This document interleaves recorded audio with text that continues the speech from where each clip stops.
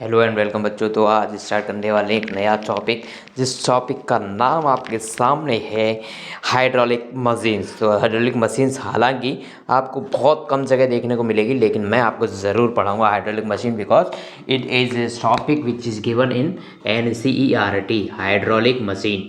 जैसा कि नाम से यूज पता चल रहा है, हाइड्रोलिक मशीन में हाइड्रोलिक्स का कुछ ना कुछ यूज़ किया जाएगा, मतलब फ्लूइड्स का कुछ ना कुछ यूज़ करेंगे वो मशीन बनाने के लिए। तो आखिरकार मशीन में कैसे उसका फ्लूइड का यूज़ किया जा सकता है। तो देखो, मशीन मतलब ऐसा है जो अपने जीवन को आसान बनाने के काम आती है, वही मशीन है जो अपने जीवन को आसान बनाती है, वो मशीन होती है। भाई मशीन का काम क्या है? जो काम पहले हैंड से किया जाता था, जो काम अपने मसल फोर्स से किया जाता था, वो अब मशीन करने लगी, मतलब अपना काम आसान हो गया। तो इसीलिए हाइड्रोलिक मशीन जो प्रिंसिपल पे बेस्ड होती है, वो किस प्रिंसिपल पे बेस्ड होती है वो मैं आपको बताने लगूंगा। लेकिन बताना आपको पता ये रखना चाहिए कि हाइड्रोलिक मशीन मतलब अपने काम को आसान बनाने वाली मशीन। तो इसमें होगा क्या कि जैसे आप कम फोर्स लगाओगे, आप कम फोर्स यदि लगाओगे तो होगा क्या कि दूसरी जगह पर वो ज़्यादा फोर्स बन के ट्रांसफ़र हो जाएगा। ऐसा हो सकता है क्या? हाँ, बिल्कुल हो सकता है। इसके लिए मैं आपको एक हल्का सा प्यारा सा नन्ना सा मुन्ना सा एक एक्सपेरिमेंट दिखा देता हूँ। इस तरह के ये आपके NCERT में दिया हुआ है, ठीक है। इस तरह के ये ठीक है। यहाँ पर है एक और, ये 3 बीकर है भाई, ठीक है। 3 बीकर हैं इस तरह से, ठीक है। और ये यहाँ पर एक पिस्टन लगा हुआ है, उधर से ये क्लोज है ये वाला, ठीक है।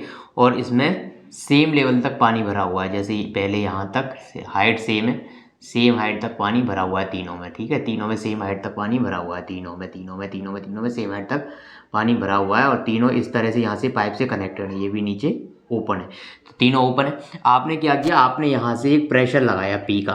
तो P प्रेशर जैसे ही आपने लगाया तो सब में हाइट का इंक्रीमेंट हुआ। लेट से सभी में इनिशियल हाइट h थी, सभी में इनिशियल हाइट h थी, ठीक है। तो बाद में जब आपने प्रेशर लगाया तो सब में हाइट बढ़ गई और इक्वल अमाउंट में बढ़ गई। जैसे यहाँ पर हो गई H+L, यहाँ पर भी H+L, यहाँ पर भी H+L। इससे पता ये चल रहा है कि यदि आप यहाँ से प्रेशर इस पर लगाओगे तो प्रेशर हर जगह इक्वली डिस्ट्रीब्यूट होता है। ऐसा नहीं है कि जो पार्ट दूर है यहाँ से वहाँ पर कम प्रेशर जाएगा, यहाँ पर ऐसा नहीं। यदि प्रेशर का डिस्ट्रीब्यूशन हो रहा है तो हर पार्ट में, यदि आपने यहाँ पर प्रेशर लगाया तो फ्लूइड के हर पार्टिकल पे वो सेम ही प्रेशर जाएगा, ठीक है। प्रेशर की अमाउंट सेम रहेगी। तो इससे ये पता चला कि जितना प्रेशर आप यहाँ से ट्रांसफ़र करोगे उतना हर पार्टिकल्स पे पहुँच जाएगा, हर एक जगह सेम प्रेशर डिस्ट्रीब्यूट होगा। इसी प्रिंसिपल को आगे बढ़ाते हुए हाइड्रोलिक मशीन बनाएगी। तो देखिए, ठीक है, स्टार्ट करें। तो हाइड्रोलिक मशीन जैसे कि आपको एक भारी गाड़ी उठानी है भाई, जैसे कोई कार है, हाइड्रोलिक जैक आपने सुने होंगे, आप उसमें एक साइड से फोर्स लगाते हो, दूसरी साइड से वो भारी भारी सामान उठा देती है। तो आखिरकार उसमें होता क्या है वो मैं आपको समझाना चाहूँगा। ये NCERT में आपको ढंग से एक्सप्लेन कर रखा है। तो देखो यहाँ पर होता क्या है, यहाँ पर होता क्या है प्यारे बच्चे, कि यहाँ पर तूने एक ये प्लेटफॉर्म है जिसके ऊपर आपकी गाड़ी रखी हुई है, 4 व्हीलर गाड़ी आपकी यहाँ पर पार्क की हुई है, ठीक है। 4 व्हीलर गाड़ी है ये आपकी यहाँ पर रखी हुई है, ठीक है। और आप यहाँ पर इस पिस्टन से लगा रहे हो, यहाँ पर एक ये वाला पिस्टन है, यहाँ से आप फोर्स लगा रहे हो, ठीक है। तो आपने यहाँ पर एरिया A1, वहाँ का एरिया A2 है, आपको दिख रहा है, क्लियर कट दिख रहा है कि जो A2 की वैल्यू है काफ़ी ज़्यादा A1 से, ठीक है। आपने यहाँ से लगाया एक फोर्स, ठीक है, F1। तो यहाँ पर आपने प्रेशर कितना लगाया देखा जाए तो प्रेशर की जो वैल्यू आपने यहाँ पर लगाई वो कितनी लगाई, F/A। प्रेशर होता है फोर्स अपॉन परपेंडिकुलर, मतलब perpendicular force upon area, perpendicular force upon area. तो यहाँ से ये वाली वैल्यू। अच्छा, आपको पता है कि जो ये यहाँ पर फ्लूइड भरा हुआ है, ठीक है, हर जगह पे एक फ्लूइड भरा हुआ है। अब प्रेशर का डिस्ट्रीब्यूशन हर जगह सेम होगा, ये प्रेशर यहाँ पहुँचेगा, यहाँ पहुँचेगा, यहाँ पहुँचेगा, हर जगह इस वाले प्लेटफॉर्म तक यही प्रेशर ट्रांसफर हो जाएगा। मतलब इस पर भी प्रेशर कितना लग रहा है, इस पर भी प्रेशर की वैल्यू वही लगेगी जो यहाँ पर है। तो प्रेशर की वैल्यू इस पर यही लगने वाली है, कितनी वैल्यू, F1/A, ठीक है, यही प्रेशर की वैल्यू लग रही है। अब देखो इस प्रेशर की वजह से यहाँ पर फोर्स कितना आएगा। तो मैं यहाँ पर फोर्स निकालना चाहूँ तो उसको F2 नाम दे दूँ। F2 की वैल्यू कैसे निकालोगे, प्रेशर इंटू यहाँ का एरिया, प्रेशर इंटू यहाँ का एरिया, तो यहाँ पे फोर्स की वैल्यू मिल जाएगी। तो प्रेशर कितना है अपना, F1/A1 इंटू इसके एरिया से मल्टीप्लाई करो। तो दोस्तों आपको देखने से पता चल रहा है कि यहाँ पर जो अपने पास फोर्स की वैल्यू आई A2/A1 इंटू F1 आ रही। अब देखो यहाँ से आपको क्या पता चल रहा है, आपने फोर्स लगाया F1, वो देखो यहाँ पर A2 एरिया ज़्यादा है, A2 का एरिया मोर है एज कम्पेयर टू A1, काफ़ी ज़्यादा एरिया है। यदि A2 का एरिया ज़्यादा होगा, यहाँ पर एरिया यदि ज़्यादा हो गया दोस्तों, यहाँ पर एरिया अगर ज़्यादा हो गया, A1 की वैल्यू कम है, A2 की वैल्यू ज़्यादा है, तो यहाँ पर F2 मतलब यहाँ पर जो फोर्स अप्लाइड होगा इस वाले प्लेटफॉर्म पे वो काफ़ी ज़्यादा होगा as compare to this force. तो अपन ने सिर्फ क्या किया, एक छोटे पिस्टन पे फोर्स लगाया और वहाँ पर ज़्यादा एरिया का प्लेटफॉर्म बना दिया, तो ज़्यादा एरिया की वजह से वहाँ पर फोर्स की अमाउंट ज़्यादा आ गई। इसी को F2/F1 को यदि बोले अपन, F2/F1 को जो कि A2/A1 आ रहा है, इसी को बोला जाता है मैकेनिकल एडवांटेज। मैकेनिकल एडवांटेज मतलब अपने को एडवांटेज मिल गया, अपन ने कम फोर्स लगाया और वो ज़्यादा फोर्स मिल गया, किस वजह से, सिर्फ एरिया चेंज करने की वजह से। और ये किस प्रॉपर्टी पे बेस्ड है, हाइड्रोलिक गेन की वजह से ऐसा हो रहा है। हाइड्रोलिक प्रेशर, जब जो यहाँ पर आपने प्रेशर, ये प्रॉपर्टी किसकी, फ्लूइड की प्रॉपर्टी हुई ना कि प्रेशर हर जगह सेम रहता है, उसी प्रॉपर्टी की बेस पे अपन ने यहाँ पे ज़्यादा फोर्स गेन कर लिया। तो ये अपने को एडवांटेज कितना हो गया, इतना एडवांटेज हो गया। देखो ये एडवांटेज ये ना अपना A2/A1 का एडवांटेज हो गया। अपन ने फोर्स तो F1 लगाया लेकिन मल्टीप्लाई हो गया, ये वाली टर्म आ गई, मतलब ये इतना एडवांटेज हो गया अपने को। ये फोर्स की वैल्यू आपको देखने से पता चल रहा है ये काफ़ी ज़्यादा होगी। तो देखो यहाँ पर आप कम फोर्स लगाओगे लेकिन यहाँ पर इतना फोर्स जनरेट हो जाएगा कि ये अपनी कार को उठा सके। अच्छा, आपको क्या करना है, जैसे जैसे यदि आपको F2 की वैल्यू बढ़ानी है तो आप क्या करोगे, ये वाला एरिया बढ़ाते जाओगे। जैसे जैसे ये एरिया बढ़ता जाएगा यहाँ पर F2 की वैल्यू और ज़्यादा होती जाएगी। तो ऐसा हो सकता है बिल्कुल कि आप कम फोर्स अप्लाई करो और दूसरी जगह पर ज़्यादा फोर्स मिल जाए आपको। ठीक है, ये चीज़ आपको समझ आई हाइड्रोलिक मशीन। अभी इसी पे बेस्ड यदि कोई न्यूमेरिकल आ जाए तो दोस्तों क्या आप खाओगे, क्या है खाओगे। जैसे कि एक यहाँ पर कोई आपको दे रखा है भाई, इस तरीका कोई अरेंजमेंट दे रखा है और आपको बताया है दोस्तों, यहाँ पर ये है, यहाँ का एरिया दे रखा है 2 सेंटीमीटर स्क्वायर और यहाँ का जो एरिया है क्रॉस सेक्शन एरिया A2 वो आपको दे रखा है 10 सेंटीमीटर स्क्वायर। ठीक है, आपने यहाँ पर एक फोर्स अप्लाई किया, ठीक है, यहाँ पर एक फोर्स अप्लाई किया 10 न्यूटन का फोर्स अप्लाई किया। तो आप मुझे ये बात बताओ कि ये फोर्स यहाँ पर कितना होके मिलेगा, मतलब आपको कितना फोर्स मिलेगा इस जगह पे। तो आप क्या करोगे, यहाँ पर प्रेशर की वैल्यू यहाँ तो कैलकुलेट करो आप पहले, या फिर डायरेक्ट वो फॉर्मूला है वो लगा दो, आपको कोई दिक्कत नहीं आएगी। F2 = A2/A1 इंटू F1, यही है। F2 की वैल्यू निकालना चाह रहे हो, इस पर कितना फोर्स अप्लाई होगा, और तो वो A2 की वैल्यू कितनी है 10, ठीक है, और यहाँ पर वैल्यू कितनी है A1 की 2, और कितना फोर्स अप्लाई किया 10 न्यूटन का। तो यहाँ से जो वैल्यू आई F2 की वो आ जाएगी 50 न्यूटन। तो देखो जो 10 न्यूटन का जो फोर्स आपने लगाया था इस वाले पिस्टन पे वो 50 न्यूटन हो गया आगे, सिर्फ किस वजह से, इसके एरिया चेंज होने की वजह से। यदि कोई यहाँ से प्रेशर पूछ ले आपको तो प्रेशर तो हर जगह सेम रहेगा, फ्लूइड में हर जगह प्रेशर सेम रहेगा। प्रेशर की वैल्यू कैसे निकालोगे, फोर्स अपॉन एरिया, कहीं पर भी निकाल लो वैल्यू सेम आएगी। इस जगह पे यदि निकालोगे तो 10/2 ये न्यूटन पर सेंटीमीटर स्क्वायर में, कि आप दूसरी यदि यूनिट चेंज करना चाहो तो कर सकते हो, इसको सेंटीमीटर स्क्वायर को मीटर स्क्वायर में चेंज करना पड़ेगा आपको।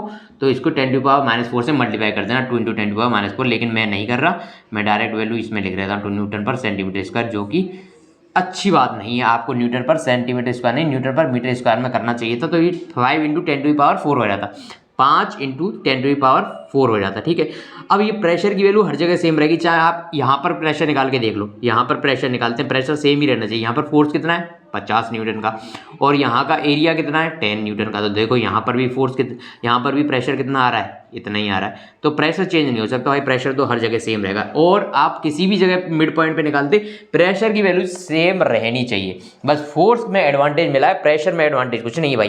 प्रेशर तो जितना ही आपने यहाँ से अप्लाई किया उतना ही आपको प्रेशर आगे मिल जाएगा। ये आपको बात क्लियर हो गई। तो ये होती है अपनी हाइड्रोलिक मशीन। ठीक है, हाइड्रोलिक मशीन आपको आई थिंक समझ में आ गई होगी। तो आपको कोई भी वैल्यू यहाँ से निकालने के लिए बोल दे वो आप इजीली निकाल पाओगे।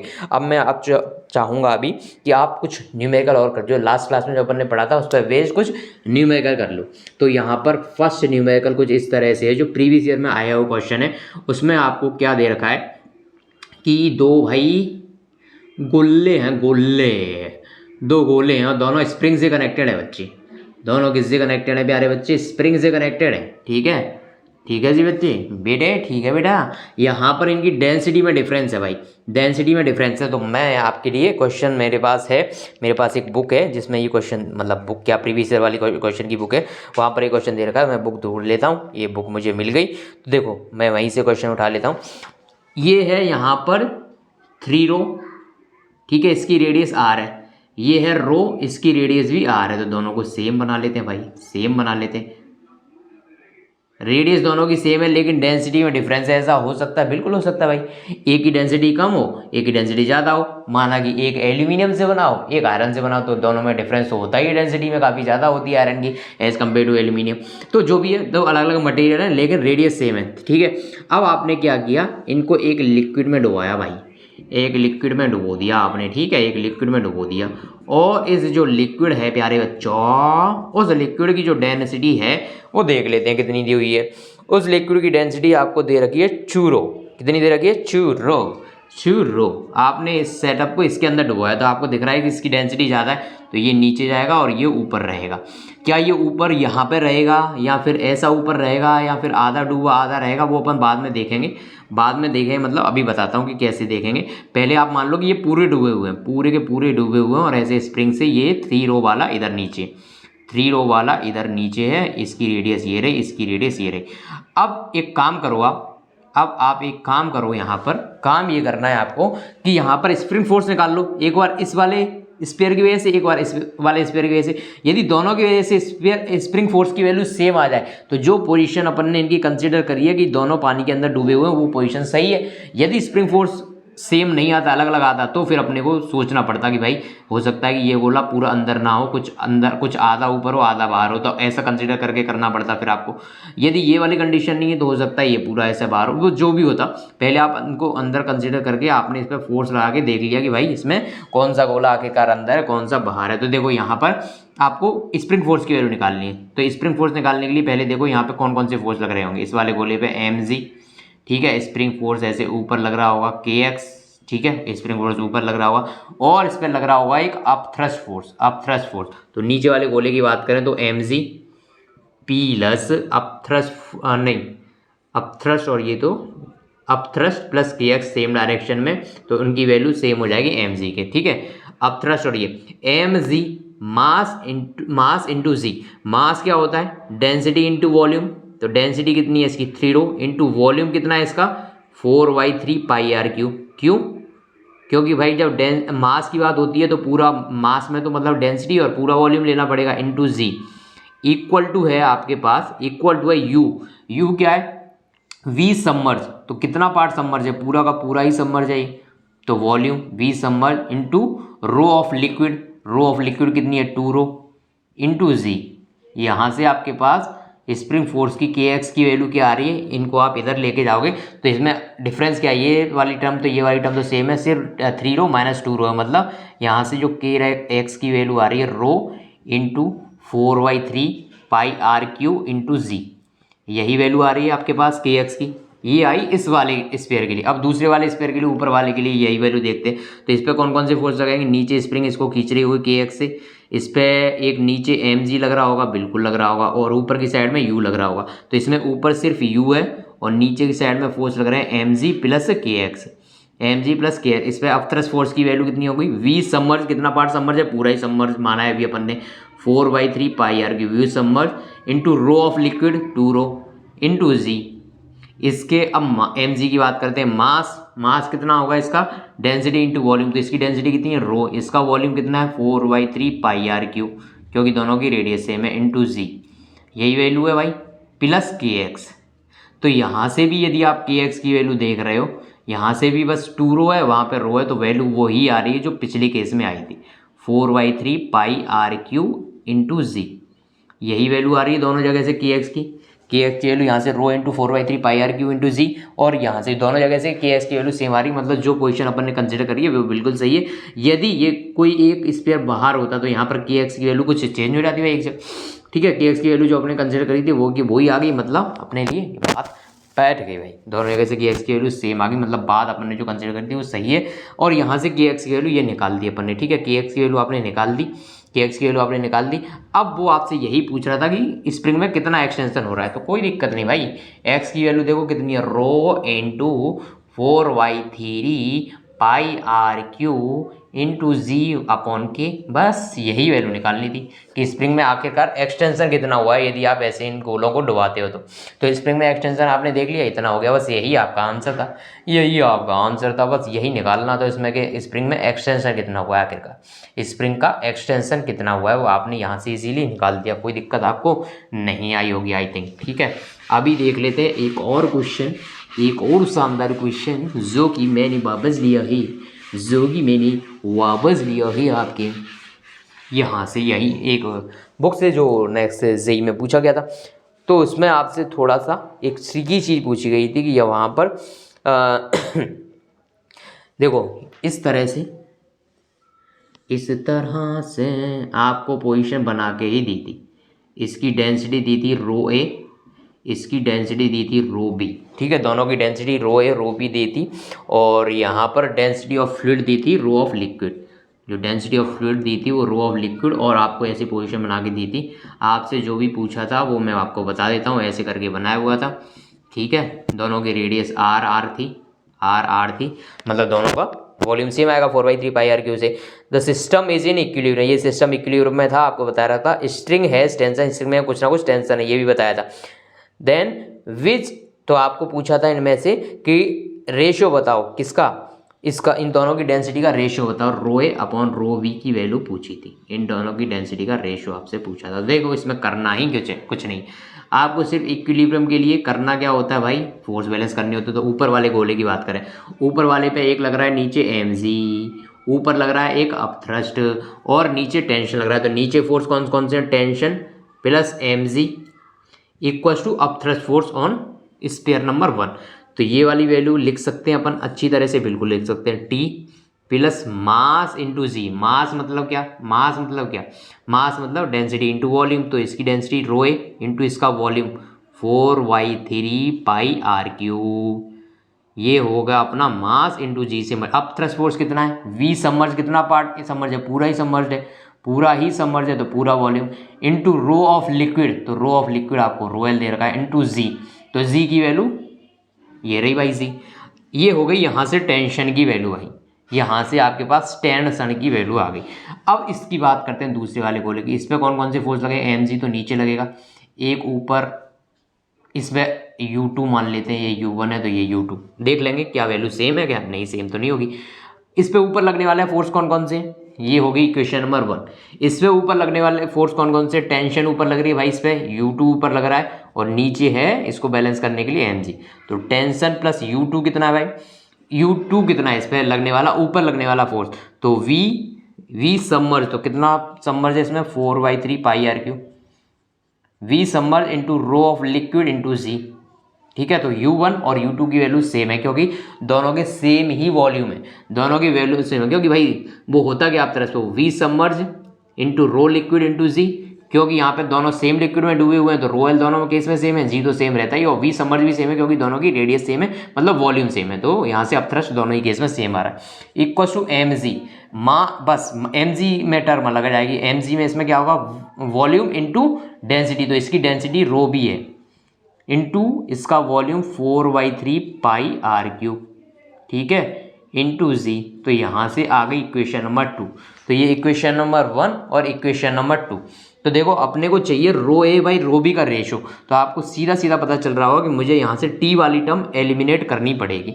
तो टी वाली टर्म एलिमिनेट करने के लिए टी की वैल्यू यहाँ से उठा के यहाँ रख दो, टी की वैल्यू वहाँ से उठा के यहाँ रख दो, ठीक है।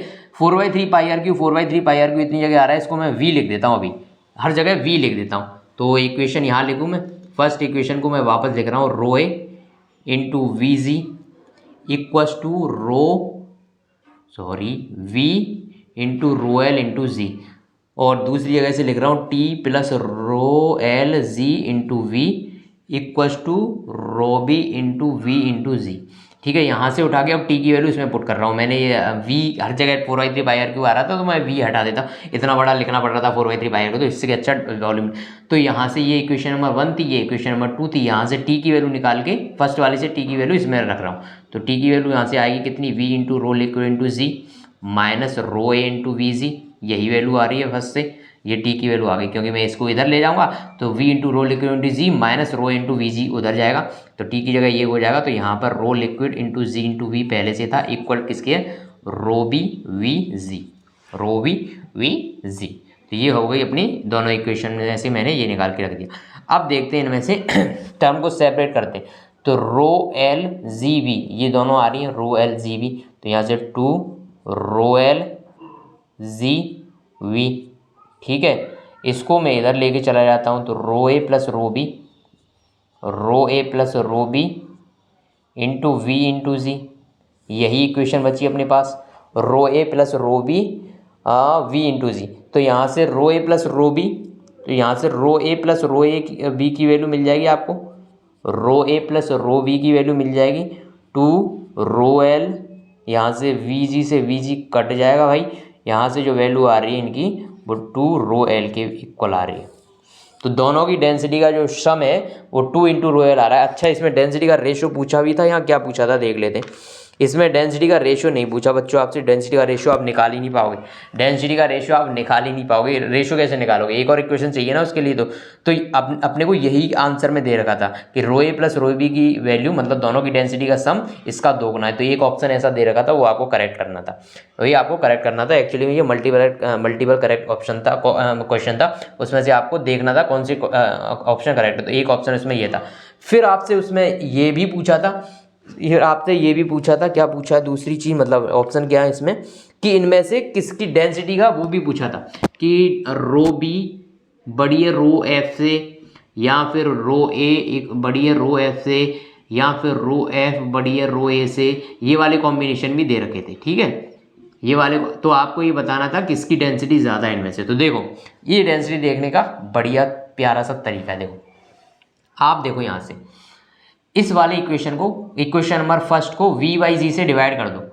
इक्वेशन नंबर फर्स्ट को मैं वहाँ से हटा दूँ तो आपको दिखेगा, ये हटा देता हूँ यहाँ से, ये यहाँ से हटा देता हूँ, नीचे वाला पार्ट भी यहाँ तक आप नोट कर लो एक बार। फिर मैं ये भी हटाना चाहता हूँ, ये वाला एक ऑप्शन था, ये ऑप्शन करेक्ट हो गया, ठीक है। अभी देखते हैं, अभी उसने पूछा था कि इनमें रिलेशन क्या है रो ए रो बी और रो एल में। तो देखो यहाँ से यदि मैं फर्स्ट इक्वेशन को वी बाई जी से डिवाइड कर दूँ तो रो एल की वैल्यू कितनी होगी, T upon V G plus rho of A, ठीक है। तो आपको सीधा सीधा दिख रहा है कि रो ए मतलब ए की डेंसिटी में कुछ ऐड करने पर रो एल की वैल्यू आ रही है, इसका मतलब रो एल की वैल्यू ज़्यादा होगी ए की डेंसिटी से। तो फर्स्ट ये वाला rho L is greater than rho F, rho L is greater than rho F, ये एक ऑप्शन रहेगा उसमें, rho L is greater than rho F. तो ये वाला एक करेक्ट ऑप्शन ये हो जाएगा, ठीक है, कि लिक्विड की डेंसिटी ज़्यादा थी ए की डेंसिटी से। अब दूसरी वाली इक्वेशन में भी ऐसे ही वी जी का डिवाइड कर देते हैं दूसरी वाली, तो यहाँ से वैल्यू आएगी T upon V G plus rho L equal to rho B. यहाँ से क्या पता चल रहा है कि लिक्विड की डेंसिटी में आप कुछ ऐड करोगे तब रो बी की वैल्यू आएगी, मतलब density of B is greater than density of liquid. तो दो इक्वेशन थी कि लिक्विड की तो डेंसिटी ज़्यादा थी ए की डेंसिटी से, लेकिन बी की डेंसिटी ज़्यादा थी लिक्विड की डेंसिटी। यदि इनका करेक्ट वो दे देता तो rho B is greater than rho L is greater than rho A, ये आपका एकदम इसका सीक्वेंस बन जाता कि सबसे ज़्यादा डेंसिटी बी की है, उसके बाद एल की है, उसके बाद ए की। इस तरह से आपके पास ये ऑप्शन बन जाता, ठीक है। ये वाली बात आपको समझ में आ चुकी होगी दोस्तों। इस जमाने को क्या हो गया, जिसको चाहा वही बेवफा हो गया, ठीक है। ये यहाँ तक की बात हो गई। अभी एक प्यारा क्वेश्चन यदि आप चाहोगे तो मैं एक प्यारा क्वेश्चन और कराना चाहूँगा, जिसमें आपको दे रखा है कुछ इस तरह का सिनेरियो, ए जी ओ जी लो जी सुनो जी मैं मन मोजी करता हूँ मैं वो तुम भी करो जी, वन छू का फोर छू का वन, माय नेम इज लगन, मेरा नाम है लगन, जिनों का गगन, मेरा नाम है लगन। इस क्वेश्चन को मैं पूरा सॉल्व नहीं करूँगा, पहले बता दूं मैं आपको, इस क्वेश्चन को मैं पूरा सॉल्व नहीं करने वाला हूँ। इसकी डेंसिटी आपको दे रखी है रॉड की, वो है 0.6 × 10⁻³ kg/m³ और देख लेते हैं आपको क्या क्या क्वेश्चन दे रखे हैं। ये बुक से मैं क्वेश्चन उठा रहा हूँ। ये वाली जो वैल्यू दे रखी है वो दे रखी है 0.6 मीटर। आपको बताना है कि ये जो रॉड है वो इस टाइम पे इक्विलिब्रियम में है। ये क्वेश्चन ने आपको बता रखा है, क्वेश्चन ने आपको बता रहा है कि इस पोजीशन में इक्विलिब्रियम। तो आपको ये वैल्यू पूछिए कि थीटा की वैल्यू बताओ, थीटा की वैल्यू बताओ ये किस जगह पे इक्विलिब्रियम में होगी। तो आपको चाहिए ये वाली चीज़। यदि ये आपको मिल जाए, ये आपको मिल जाए दोस्तों ये आपको मिल जाए, इसको क्या नाम दें अपन, P1 नाम देते हैं चलो इस लेंथ को, या फिर ये मिल जाए आपको P2। दोनों में से कुछ भी मिल जाए आप थीटा निकाल सकते हो, क्योंकि एक साइड ट्राइंगल की पता है, दूसरी साइड पता चल जाए तो according to sine theta cos theta tan theta जो भी लगाना हो वो लगा के निकाल सकते हैं वैल्यू। तो ये देखो ये आपको वैल्यू दे रखी थी। और भी कुछ इसमें क्वेश्चन में नॉन है क्या? अच्छा, ये जिसमें डूबा हुआ है वो वाटर है, ये जिसमें जो डूबा हुआ है वो वाटर है, और वाटर की डेंसिटी आप जानते हो 10⁻³ kg/m³। आपसे पूछा यही है कि ये थीटा की वैल्यू बताओ। तो दोस्तों इसमें कुछ है, हाँ है, बहुत कुछ है इसमें। सबसे पहली बात तो ये है, सबसे पहली बात तो ये है कि यहाँ पर जो mg होगा भाई, यहाँ पर कहीं ना कहीं mg लग रहा होगा दोस्तों, कहीं ना कहीं mg लग रहा होगा बीच में, रॉड के बीच में, रॉड के बीचों बीच कहीं mg लग रहा होगा। अब मुझे एक चीज़ यहाँ पर आपको बतानी पड़ेगी, आप बताओगे कि यहाँ पर अब थ्रस्ट फोर्स कहाँ पर लगेगा। अब mg तो आप जानते हो कि ये जितनी रॉड की लेंथ है उसके सेंटर पे लगेगा mg, उसके सेंटर पे लगेगा mg, क्योंकि ये यूनिफॉर्म मास डिस्ट्रीब्यूशन की रॉड है, और यूनिफॉर्म मास डिस्ट्रीब्यूशन के केस में एकदम सेंटर जो होता है बॉडी का ज्योमेट्रिकल सेंटर, वहीं पर mg कार्यरत होता है दोस्तों।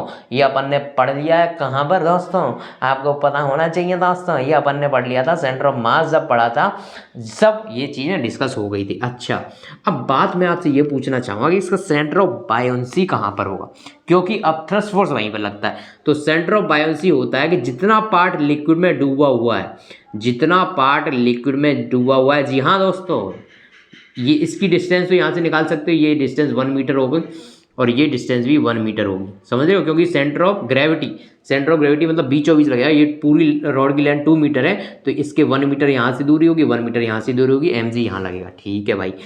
अब थ्रस्ट फोर्स कहाँ लगेगा, ये बड़ा इंपॉर्टेंट क्वेश्चन है भाई।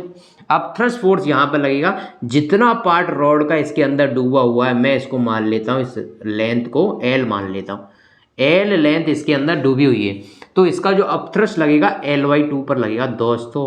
ये चीज़ बड़ी इंपॉर्टेंट थी, ये चीज़। और L/2 की वैल्यू कुछ यहाँ पर आएगी।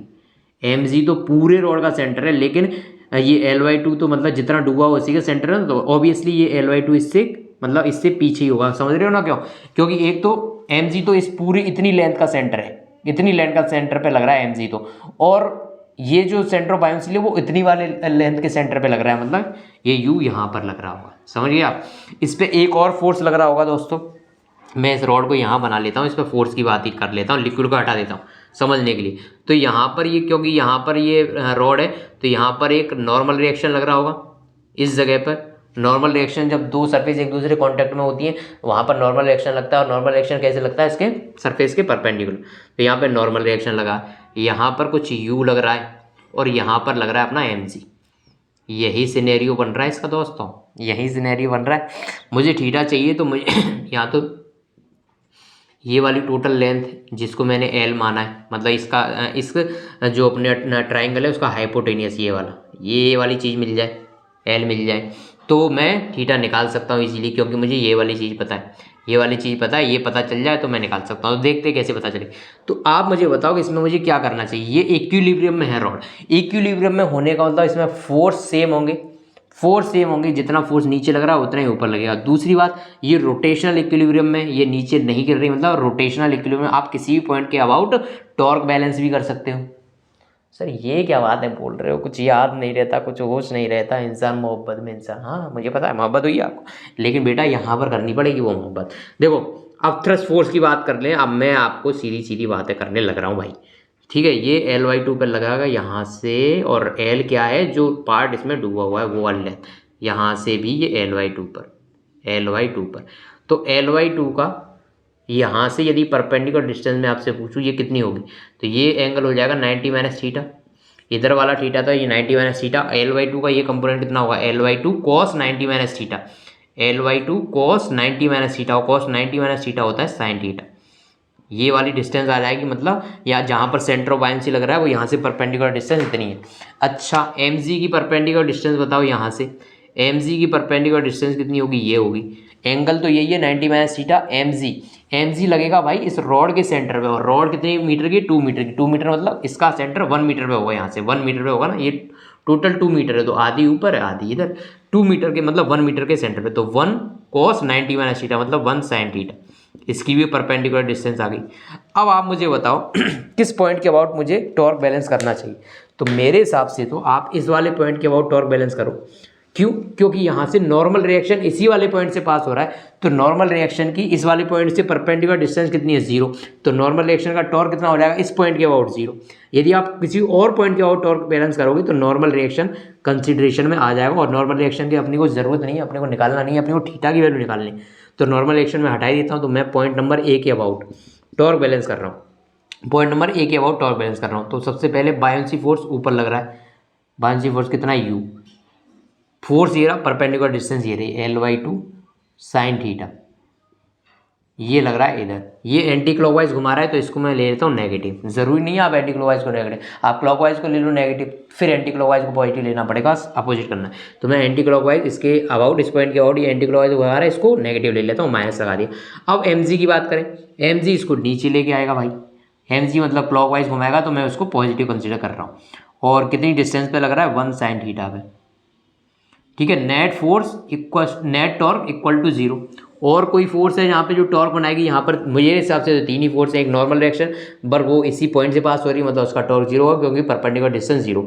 दूसरी ये अपथ्रस्ट फोर्स की वजह से, तो वो निकाल दिया अपन ने। दूसरा mg की वजह से, तो यहाँ पे और कोई तो टॉर्क आने, और कोई फोर्स है नहीं जो टॉर्क बनाएगा, मतलब यही आपके पास अंतिम सत्य आ गया आपका।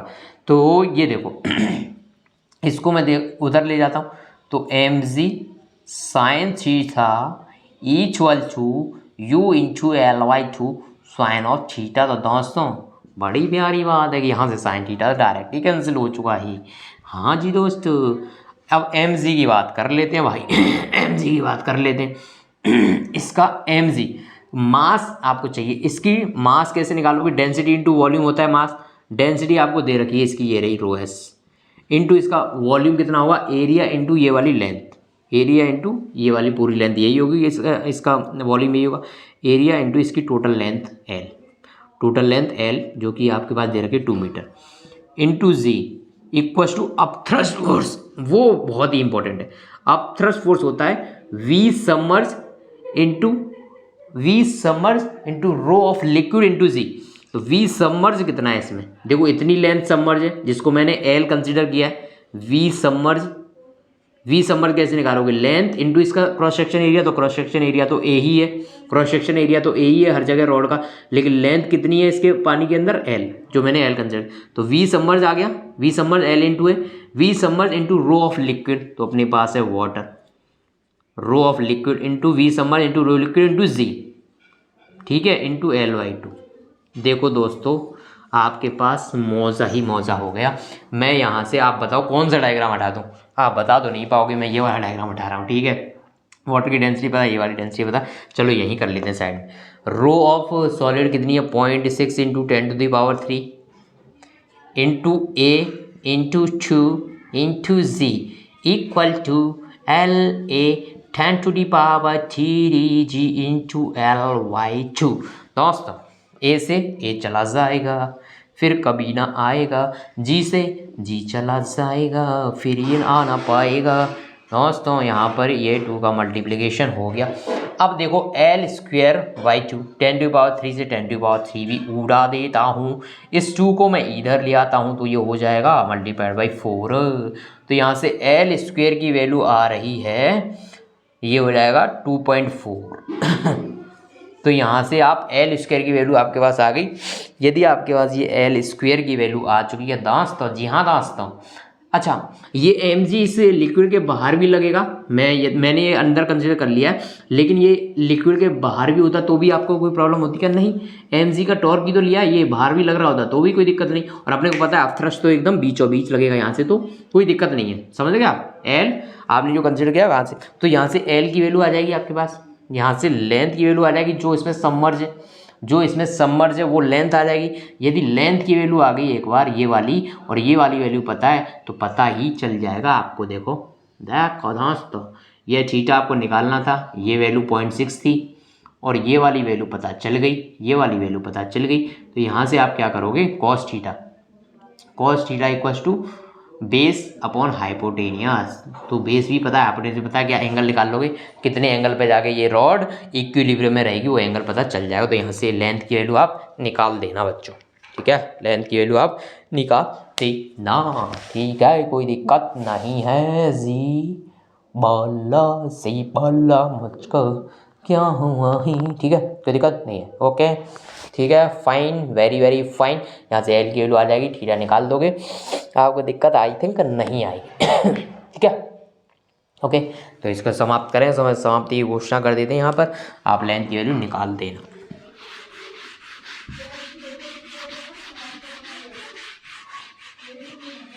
इस तरह से आज की सभा यहीं समाप्त की जाएगी और नेक्स्ट क्लास में देखे जाएंगे बाकी आगे के टॉपिक।